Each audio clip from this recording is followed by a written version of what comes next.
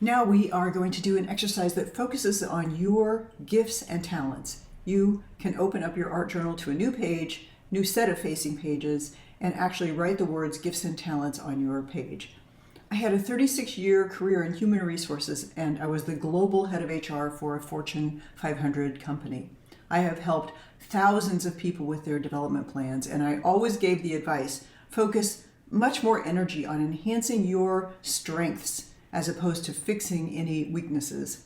So begin your page now by writing down some words that catalog your unique gifts and talents, your skills and abilities. Think back through your whole life. What did you do for fun as a child? What talents emerged? Which of those talents grew? Which of those talents were suppressed?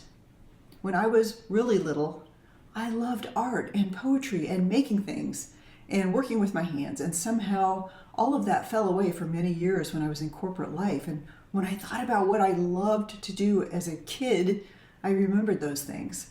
How about for you? What talents do you most cherish? What talents have been identified by your family, friends, and colleagues? As you think about your life and all the things you've done, what kinds of things bring you joy and make time pass quickly, where you really feel your soul sing? What kinds of things do you do for your friends and family and the roles you play in life? Now later you can find pictures and images that represent your gifts and talents and add those to your pages. So why is doing this work important where you identify your gifts and talents? Why would I have you think about your unique gifts and those things that make you you? Because when you share your unique gifts, there's a kind of an expansion that takes place. You create significance. It's though that sharing of yourself gives you a glimmer of your destiny, and that changes you, and it can change the world around you. Throughout this course, we'll be doing a lot of inner work, and some of that work will likely help you clarify your purpose. Now, some people know and they've been clear about their why or their purpose for a long time. For others of us, it takes some work, and we will come at this lots of different ways. Exploring gifts and talents is a really important part of this process. When you explore your unique capabilities along with purpose and destiny, you're really asking, how can I use more of my potential? How can I use my gifts and serve other people? How can I make a bigger impact in life? When you freely share your gifts with others, your life becomes filled with meaning and purpose. And when you explore this idea of how you can use more of your potential to make a bigger impact, you're doing deep inner exploration. You ask, how can I serve? What is my purpose? It requires inner work and greater self-understanding. You listen to the answers within. Sometimes the answers are surprising. Now, we each have amazing talents to share with the world. Each of us has a unique purpose or many purposes that evolve over time.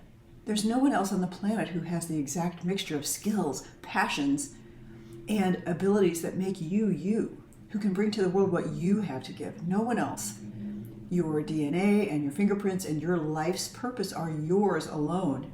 And yet purpose is always evolving. Purpose is dynamic. It's always calling you throughout your whole life. Kevin Cashman says purpose is spirit seeking expression. When you tap into that purpose, it's as though you find the defining thread that runs through your life, and you begin to achieve more of your potential by living your purpose. As we said last time, and we will continue to say, every person has an artist inside them. So I hope you begin to add creativity to your list of gifts and talents. Amanda Kumaraswamy said that an artist is not a special kind of person, but rather every person is a special kind of artist. And I really love that quote.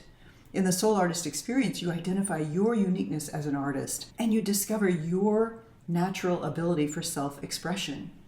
So to build on what we said last time, it could be that your inner critic has stopped you from developing your connection to your creative source. So let me spend a minute on that and talk more about what we started in the last session. Your inner critic's voice is only a bundle of thoughts. Adults do too much ruminative thinking. Neuroscience research confirms this. And the thinking is often judgmental of the self. In my experience working with senior leaders over the years, I can tell you that we all have this voice within us at times. I love that today you're practicing identifying your uniqueness. You're playing with and you're discovering your natural ability for self-expression. This is a great step toward accessing your inner voice. You're being more conscious of your inner critic that has perhaps stopped you from developing your connection to your creative source. Sometimes this voice is referred to as the imposter syndrome. John Steinbeck talked about it. He said, I'm not a writer. I've been fooling myself and other people. Dr. Maya Angelou talked openly about how every time she published a book, she thought, uh-oh, they're going to find out I've been running a game on everyone. It's very common to have that imposter fear from time to time where you have that feeling like I'm a fraud, I'm going to be found out. I find it amazing and yet kind of reassuring that very accomplished people also have that voice. And we all have to work to put it in its place. We all have feelings similar to these. When we ruminate, what happens from a neuroscience perspective is the default mode network in your brain is activated and you can get stuck in these negative thought loops. And that's detrimental for your well-being. The good news is that you can become more skilled at noticing that that's where your mind is gone, and you can consciously choose to stop thinking those thoughts, replace them with a higher order of thought. You can look at and notice these thoughts and then consciously put them in their place. You can decide, well, I've thought that particular thought for too long. Let me let them go now. They are only thoughts. They are not reality.